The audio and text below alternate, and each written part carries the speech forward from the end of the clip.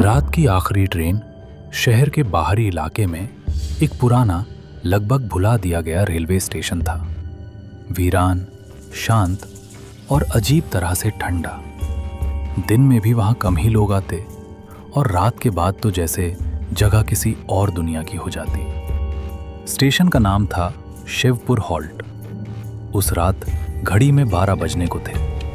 आसमान बादलों से ढका हुआ था और हल्की ठंडी हवा पेड़ों की शाखाओं को सरसराते हुए हिला रही थी। स्टेशन के प्लेटफॉर्म पर 2 लड़के खड़े थे, आरव और करण। आरव, जो हमेशा साहसी और थोड़े शरारती स्वभाव का था, अपने दोस्त करण को चिढ़ाते हुए बोला, बस एक ट्रेन ही तो पकड़नी है, 12 बजे की आखिरी ट्रेन। करण ने चारों ओर नजर दौड़ाई। प्लेटफॉर्म पर टिमटिमाती लाइटें, खाली बेंच और दूर अंधेरे में जाती पटरियां उसे असहज कर रही थी। मुझे ये जगह ठीक नहीं लगती आरव, सब कुछ अजीब है। आरव हंसा, तू हमेशा से डरपोक रहा है। चल, एक चैलेंज। तू इस आखिरी ट्रेन में चढ़, अगले स्टेशन तक जा और वापस आ जा।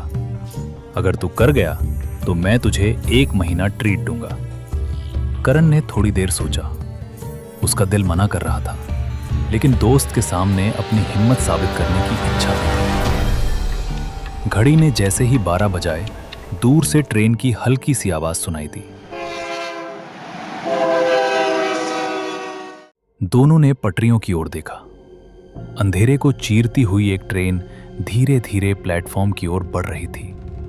लेकिन जैसे जैसे ट्रेन पास आई, करण की सांसें तेज हो गई।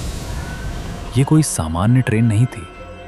उसके डिब्बे पुराने जमाने के थे, जंग लगे, फीके रंग के।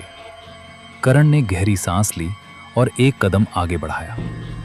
डिब्बा लगभग खाली था, सिर्फ कुछ यात्री बैठे थे, लेकिन वे सभी अजीब थे।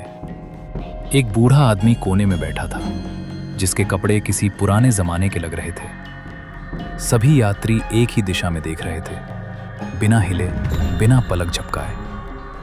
करण ने धीरे से एक सीट पर बैठने की कोशिश की, लेकिन जैसे ही वो बैठा, उसे महसूस हुआ कि कोई उसे देख रहा है। उसने सिर घुमाया।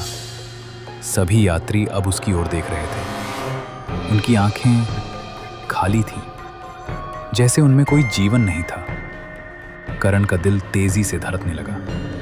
उसने खिड़की की ओर देखने की हिम्मत की। बाहर अंधेरा था, जैसे कोई परछाइयां ट्रेन के साथ साथ दौड़ रही हो। अचानक ट्रेन झटके से चल पड़ी। करण ने घबराकर दरवाजे की ओर देखा, लेकिन वे बंद हो चुके थे। तभी उसे अपने बगल में किसी की मौजूदगी का एहसास हुआ। वो धीरे से मुड़ा। वो बूढ़ा आदमी अब उसके बिल्कुल पास बैठा था।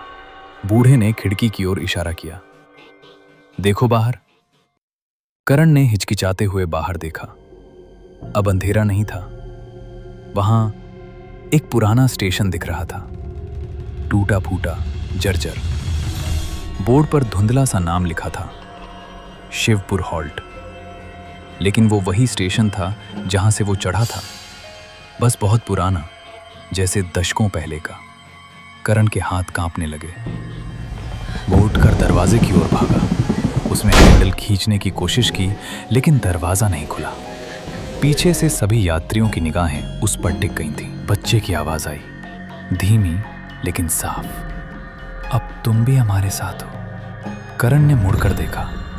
बच्चे की आंखें अब पूरी तरह काली थीं। और फिर ट्रेन की लाइटें अचानक बुझ गईं। अंधेरा, पूर्ण सन्नाटा। कुछ देर बाद स्टेशन पर आरव बेचैन खड़ा था। ट्रेन आकर जा चुकी थी, लेकिन करण वापस नहीं आया। प्लेटफॉर्म खाली था। तभी दूर से फिर वही ट्रेन की आवाज आई।